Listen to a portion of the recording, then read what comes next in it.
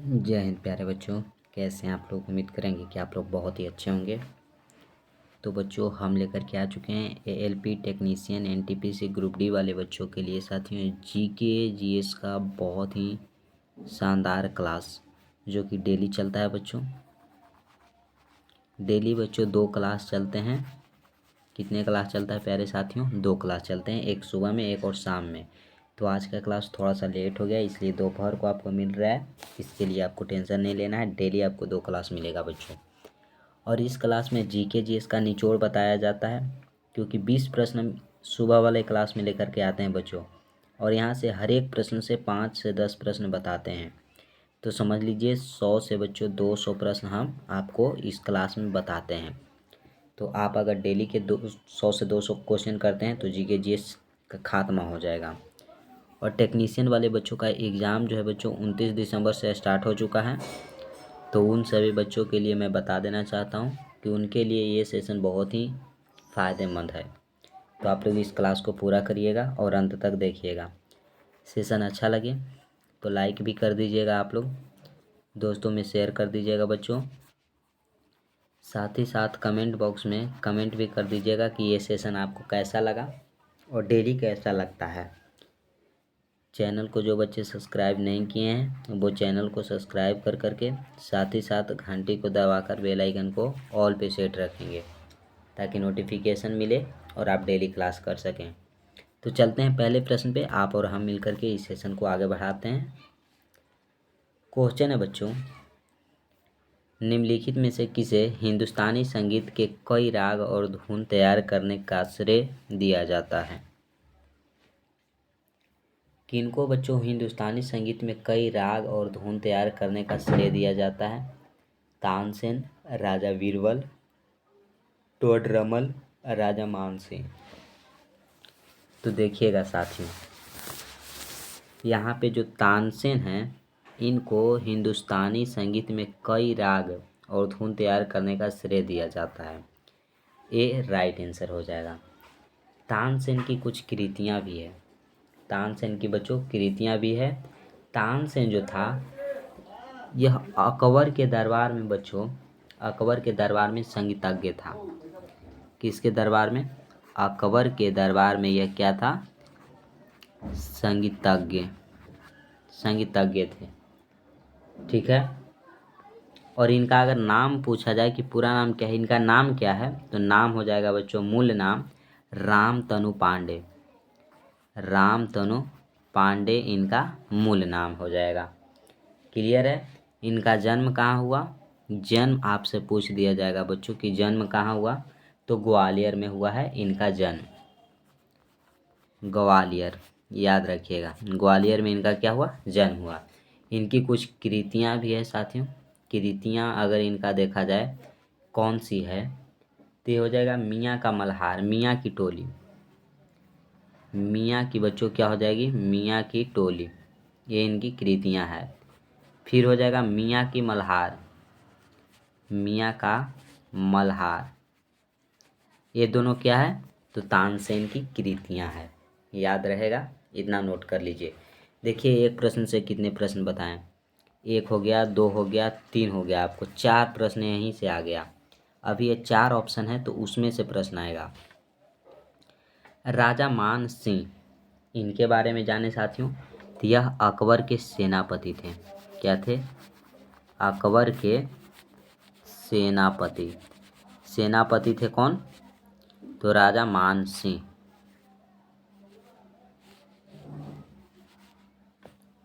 ठीक है बच्चों। तानसेन अकबर के दरबार में संगीतज्ञ था, लेकिन राजा मान सिंह अकबर के दरबार में क्या थे? सेनापति थे। अगर टोडरमल की बात किया जाए तो यह अकबर के दरबार में बच्चों वित्त मंत्री थे। वित्त मंत्री हो जाएंगे किनके दरबार में? तो सब अकबर के दरबार में थे बच्चों। अगर राजा बीरबल की बात किया जाए तो यह अकबर के सलाहकार थे। क्या थे? सलाहकार, सलाहकार थे। इनका अगर जन्म की बात कर दिया जाए कि जन्म कहाँ हुआ, तो कालपी में हुआ है। कालपी में राजा बीरबल की क्या हुआ? जन्म हुआ। अगर बचपन का नाम इनका देखा जाए तो महेश दास था। महेश दास बीरबल के बचपन का नाम था। क्लियर है बच्चों यहाँ तक? ऑप्शन नंबर ए आपका राइट था, ये याद रखिएगा। नेक्स्ट प्रश्न चलेंगे, सेकंड नंबर प्रश्न पे। किस वर्ष शेर खान ने कनौज में हुमायूं को हराया था? शेर खान जो था बच्चों, वह कनौज में हुमायूं को कब हराया था, ये पूछा गया है। तो देखिए, ये बच्चों हराया था 1540 ईस्वी में शेर खान को। शेर खान ने कनौज में हुमायूं को हराया था। और शेर खान और हुमायूं के बीच बच्चों एक युद्ध हुआ था 1539 में भी। उस युद्ध का नाम था चौसा का युद्ध। चौसा का युद्ध, इसमें भी बच्चों शेर खान ने हुमायूं को क्या किया था, हराया था। याद रहेगा आप सभी को। अगला प्रश्न,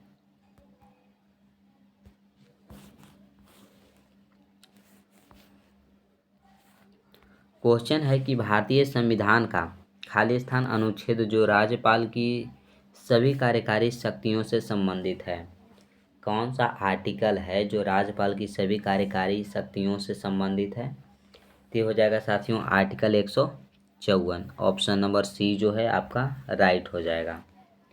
ठीक है।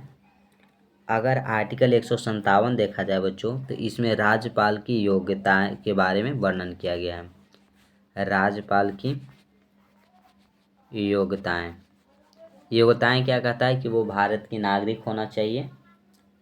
ये बच्चों राज्यपाल की योग्यताएं में हो जाएगा। ठीक है। आर्टिकल अगर 156 देखा जाए बच्चों, तो इसमें कहता है कि राज्यपाल की जो कार्यकाल है ना, वो राष्ट्रपति के प्रसार प्रयत्न पद पर बना रहता है। जब तक राष्ट्रपति चाहेगा तब तक राज्यपाल अपने पद पे रहेगा। याद रखिएगा आप लोग, भूलना नहीं है।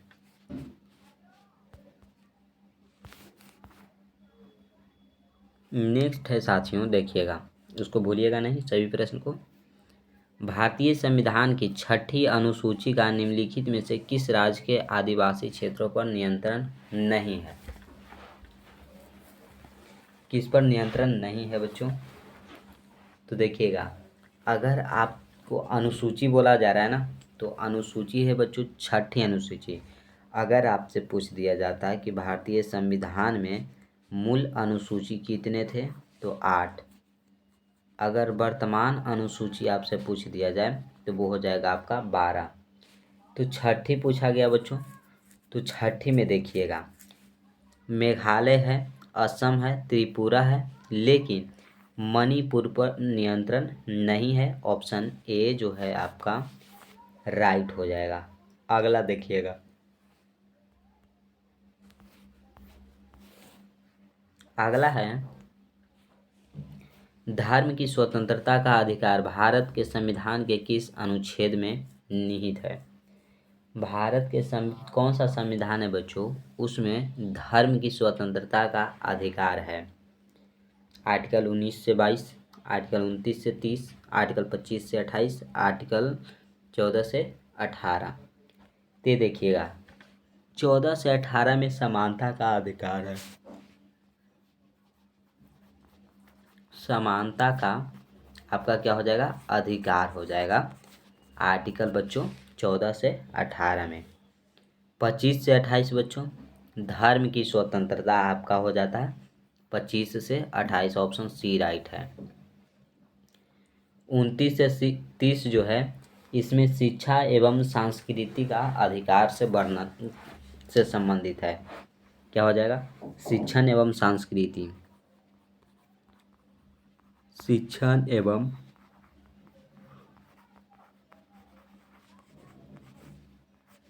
सांस्कृतिक अधिकार से संबंधित है।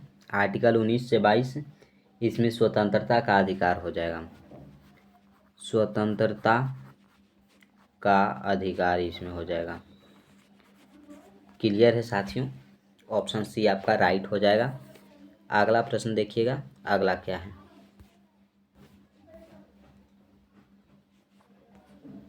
क्वेश्चन कहता है बच्चों की निम्नलिखित में से कौन सी रेखा पाकिस्तान और अफगानिस्तान को अलग करती है? पाकिस्तान और अफ़गानिस्तान को अलग करने वाली रेखा पूछा गया है। मैकमोहन रेखा, जिन्नाह रेखा, डुरंट रेखा या रेड क्लिफ रेखा। तो साथियों रेड क्लिफ रेखा जो है वो भारत और पाकिस्तान को अलग करता है। भारत और किसको? पाकिस्तान को अलग करता है। डुरंट रेखा बच्चों भारत और अफगानिस्तान को अलग करता है। मैकमोहन रेखा जो कि भारत और किसको अलग करता है? चीन को अलग करता है। तो याद रहेगा आपको ऑप्शन नंबर सी जो है वो राइट हो जाएगा। क्लियर है साथियों? अगला प्रश्न,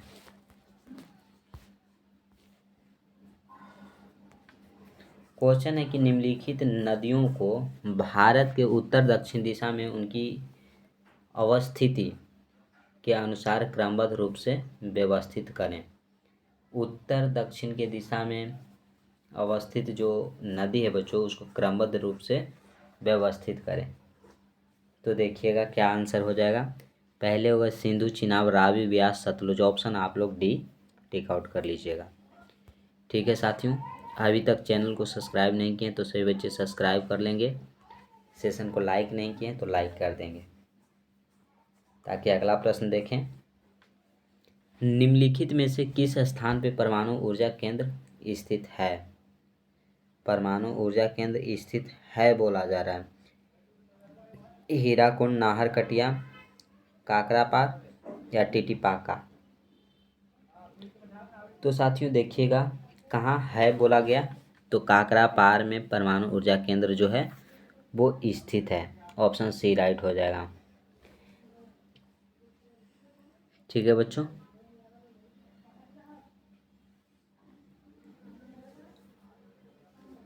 अब पूछ दिया जाए आपसे कि काकरापार है कहाँ में, तो काकरापार है बच्चों गुजरात में। और काकरापार जो परमाणु ऊर्जा जो है वो कब स्थापित हुआ है, तो 1993 ईस्वी में यह क्या हुआ? स्थापित हुआ। ठीक है बच्चों, नेक्स्ट प्रश्न देखिएगा। नेक्स्ट क्या है? भारत में जूट का पहला कारखाना कहाँ स्थापित किया गया? पहला कारखाना पूछा जा रहा है आपसे, तो ये बच्चों पश्चिम बंगाल रिसड़ा में हुआ।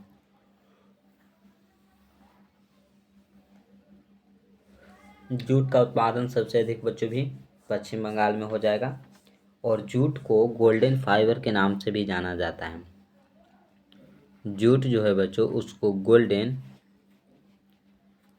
फाइबर के नाम से भी जाना जाता है। ठीक है, अगला प्रश्न, ऑप्शन आपका सी जो है वो राइट है।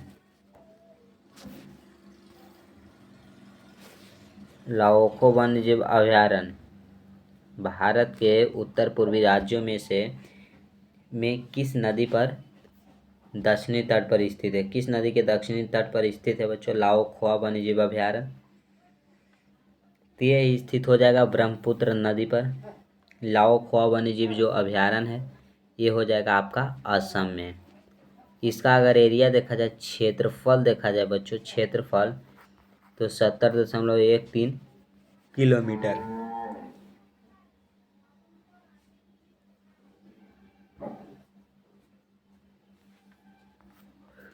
क्लियर है साथियों? क्लियर है तो बताइएगा। अगला प्रश्न, ऑप्शन बी आपका राइट है।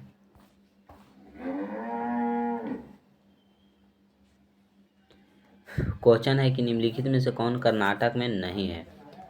कर्नाटक में बोला गया कौन नहीं है, तो कर्नाटक में ये हो जाएगा दुदुमा जलप्रपात जो कि कर्नाटक में बच्चों नहीं है, बाकी सब कर्नाटक में है। यहाँ तो कोई दिक्कत नहीं होना चाहिए। ठीक है बच्चों, अब देखिए दुदुमा जो जलप्रपात है बच्चों अगर पूछा जाए आपसे कि है कहाँ में, तो ये साथियों उड़ीसा में। ठीक है, इसकी हाइट पूछ दिया जाए तो 175 मीटर हो जाएगा। अगर आकार पूछा जाए कि इसका आकार कैसा है, तो आकार हो जाएगा घोड़े की पूंछ की तरह। जो घोड़ा है उसकी पूंछ की तरह इसका आकार है। और यह किस नदी पर बना है, तो मचकुंड नदी पर बना है साथियों। मचकुंड नदी पर ये क्या है, बना हुआ है। अगला प्रश्न देखिएगा, अगला क्या है।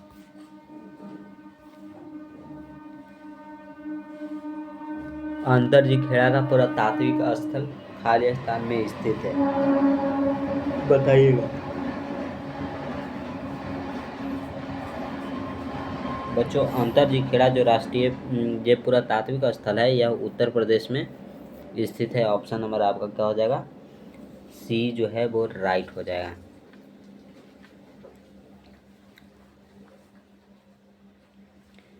नेक्स्ट प्रश्न देखिएगा, नेक्स्ट क्या है।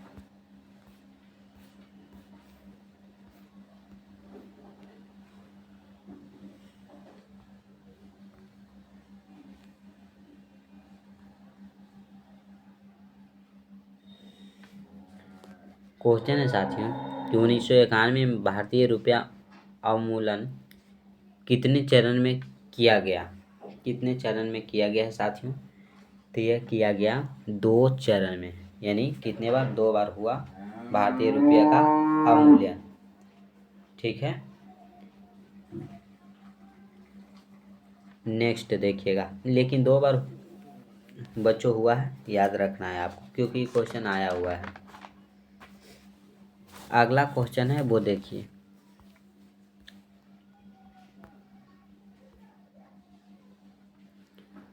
भारत के नृत्य और संगीत समारोह में हाथी महोत्सव का सांस्कृतिक गौरव है।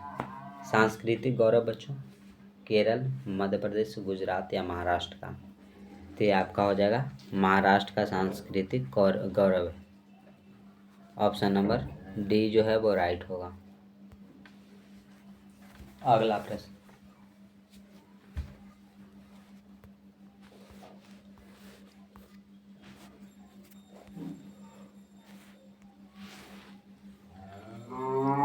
भारत में नृत्य और संगीत समारोह में हाथी महोत्सव, ये तो हो गया बच्चों महाराष्ट्र में। ऑप्शन नंबर आपका डी है। नेक्स्ट, निम्नलिखित में से किस देश ने एक आईबीबी वॉलीबॉल पुरुष विश्व कप के उद्घाटन सत्र में मेजबानी की थी। तो हो जाएगा साथियों आपका ऑप्शन नंबर ए, पोलैंड ने 1965 में। ये नेक्स्ट है, निम्नलिखित में से किस खेल या स्पर्धा में फॉलो ऑन शब्द का प्रयोग होता है। फॉलो ऑन, तो फॉलो ऑन बच्चों क्रिकेट में होता है। किस में होता है, क्रिकेट में। अगर आपसे फुटबॉल में पूछ दिया जाए तो साइकिल किक, साइकिल किक जो है बच्चों, किक शब्द किस खेल में प्रयोग होता है, तो फुटबॉल में हो जाएगा ब्रॉक्स टू ब्रॉक्स प्लेयर, ब्रॉक्स टू ब्रॉक्स प्लेयर शब्द का प्रयोग किस खेल में होता है, फुटबॉल में होता है। ठीक है साथियों, क्रिकेट में हो जाएगा googly, dead ball, baseball, duck, ये सब किस में होगा, क्रिकेट में होगा। हॉकी में अगर देखा जाए साथियों तो फ्लिक हो जाएगा, फ्लिक, फ्लिक हॉकी में हो जाएगा। फिर हो जाएगा साइकिल किक, साइकिल किक ये हो जाता है बच्चों फुटबॉल में, साइकिल किक। ठीक है, फिर हो जाएगा साथियों हैट्रिक, हैट्रिक ये सब शब्द किस में होता है, हॉकी में होता है। नेक्स्ट है वो देखिए, नेक्स्ट है भारत में ने महिलाओं क्रिकेट का विश्व कप विजेता कितनी बार जीती। तो एक भी बार बच्चों नहीं जीता है अभी तक भारत की महिलाओं ने। डी राइट होगा। अगला प्रश्न, हावेनली आइलैंड्स ऑफ गोवा नामक पुस्तक किसके द्वारा लिखी गई है। किसके द्वारा लिखी गई साथियों, तो लिखा गया श्रीधरन पिल्लई के द्वारा। ऑप्शन ए जो है वो राइट होगा और सेशन आज का समाप्त हुआ। तो बच्चों ये सेशन जितना भी आप लोगों ने देखा, सेशन अगर आपको अच्छा लगा होगा तो ज़रूर सेशन को लाइक कीजिएगा। चैनल को बच्चों हो सके तो सब्सक्राइब कर देना, घंटी को दबाकर बेल आइकन को ऑल पे सेट करना ताकि नोटिफिकेशन मिले और आप डेली क्लास अटेंड कर सकें। तो आज ये इतने तक रखेंगे, आज के लिए बस इतना ही साथियों। PDF के लिए टेलीग्राम से जुड़ जाइए, डिस्क्रिप्शन में लिंक है। जय हिंद बच्चों।